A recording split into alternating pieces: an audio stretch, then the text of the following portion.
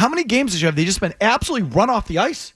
I feel like such an idiot. All day yesterday in the updates, I kept referring to this as, the Bruins playing the wretched Sabres. I got it wrong. The wretched team last night was the Bruins. One of these just happened. I'm an idiot. Like, I should know better at this point. This just happened with the Devils like a week and a half ago. 5-1. Yeah. So they've lost games this year. Starting, again, opening night, 6-4 in Florida. That sounds close. It wasn't. They've lost 6-4, 5-2, 8-2, 7-2, 8-1, 5-1, 6-4, 5-1 to the Devils last week, 7-2 to the Sabres. Yep. I mean, how many nights? It feels like every third game.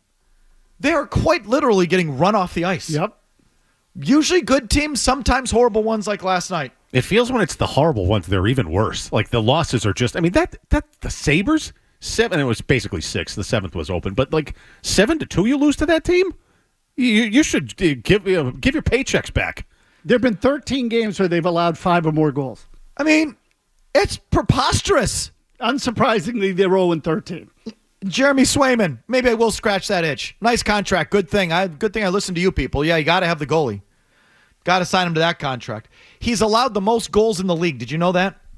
Gross. When they're not talking goals against average, or anything, he's allowed the most gross is right. Goals in the league. Capital G, gross. He's allowed 110 goals. Sorry, that's funny. That's horrible. That's we're not even goals. into February. It's so bad. Oh, wow, that's a crap ton of goals. It's so bad. 110? And it was, I think Mazz was in the same boat. I just happened to catch snippets of this game while driving around in the car. So I was listening to Beers.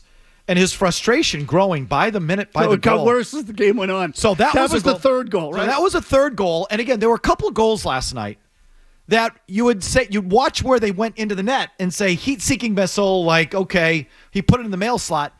But they're from distance. Like that. Thompson's third for his hat trick. There's not much you can do about that. But there were a couple, again, Thompson's second.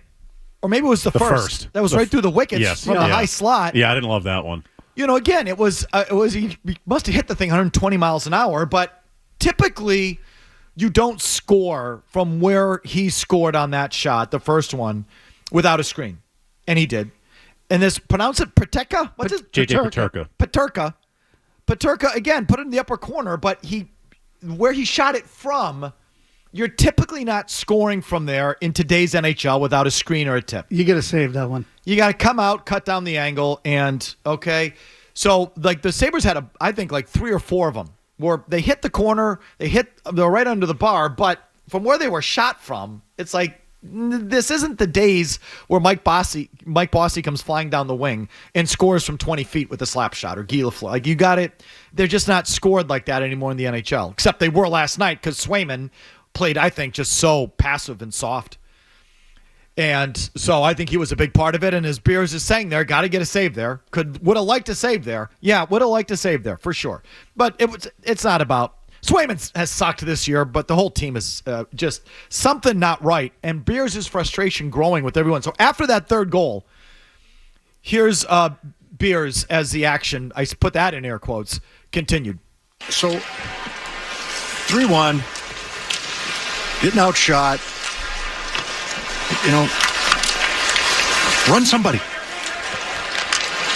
Nobody on Buffalo's going to do anything. Right. Run somebody. Not good, Steve. That I know of, anyhow. Right. Why not? There's Geeky finding Pasternak up the ice. Pasternak at the top of the left circle, try to leave it for Zacha, kicked on into the corner. You did not have a power play last game against the Avalanche. You don't have one today. One yet today. There's no penalties today. Get into this game physically. Do something. He's 100% right. Another passionless effort, no low effort that you see. I refer to them as the cash, come in, punch the clock Bruins for the last couple of months. And what drove me crazy, I mentioned this in the email. I'm sure everyone's tapped out at this point. 1 and change left in the game. It's 6-2. After the whistle, Zadorov, this thug idiot, runs Paterka. after the whistle. It's just like sore loser. Like you watch, I'll show you the clip because no one saw it at this point. It's like 1:30 left in the game. Yeah, after the previous 58 minutes of not touching anyone. Exactly. And so if anyone out there and watch this was like, well, you're trying to send a message. Why would you think you're an idiot if you think that at that point in the game? It's 6-2, the game's over. If you want that kind of thing, like Beers is calling for, it has to be when the game's not in hand and over. He just came off as a sore loser idiot. Horse had left the barn. You needed to do it a hell of a lot earlier. So Beers continued. Run somebody. Yeah, do something. Run somebody. And he's not advocating for anyone to get hurt or anything like that. Like, don't get carried away with the comment. He's just trying to say, would you do something? Bring some energy, something. Wake up. How about Peterka after the 5-2 goal? Bruins get it back in toward the blue line, but Lettieri spun off of it. And back the other way comes Peterka, slipping right in and scores. J.J. Peterka with his second of the game as he split the defense, and it's 5-2 Buffalo. Second time today that when the Bruins have scored, Buffalo's come right back and scored. And that's just Peterka, individual effort. He splits Lori and Wotherspoon. Just wanted it more. He wants it more. You can't be soft in those situations right there. Soft. I mean, I heard that one in the car last night, and I went, ooh. Like, Beersy get some edge to him there. He wanted it more. You can't be that soft. And then he got even madder. It kept getting more and more agitated. The 6-2 goal was an empty netter, but again, Jimmy, let's hear it. So down 3. Joe Sacco with a last-ditch effort here.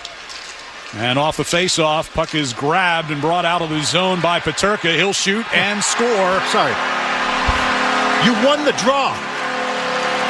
And Peterka just fights his way past everybody. You won the draw.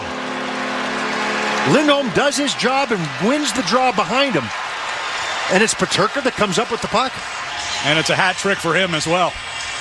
3 goals for Peterka, 3 goals for Tage Thompson. I'm telling you, the words you're going to hear are not good enough. And that's just not good enough. Peterka. He sounds legitimately pissed. Oh, yeah, no, that's as mad as I've ever heard him in a game. Like, I heard that one and went, holy crap, he's pissed. And he's right on the play. Freaking Lowry standing there doing nothing. Pasternak standing there doing nothing. Zaka tried to jump into it late, but the guy's already going the other way. They were standing there like traffic cones. Okay, he'll shoot and score. Sorry. This sucks. He was pissed. I mean, I can only imagine like what Neely feels or Sweeney feels or even Sacco. Talk about walking into a pile of crap. So, You won the draw. And Peterka just fights his way past everybody. Peterka. You won the draw. Lindholm does his job and wins the draw behind him. I just hate this pattern they're in where like they'll fool some people. A couple of good wins like Florida, Tampa, and then lose in overtime to Ottawa. They had won a couple of games, including beating Colorado, and then they have this. This is who they really are. Don't fool yourself. This is who they are. Run somebody. The number of games where they've been just run out of the gym is insane. And that is what they are. And this thing with Neely the other day saying we have to be prepared for 2 paths. There's only one path, and they have to retool the team. And if you want to fire the general manager, by all means, you can go fire the general manager. It's like it's over. Like I would say this quote unquote run is over. And if you want to say this goes all the way back to when they signed Zdeno Chara in 2006, 2007, whatever year that was, and it's sort of like the Chara, Bergeron, Marchand, like that run, that team that's been on, I think it's kind of been the same kind of, I consider this the same era. It's run its course.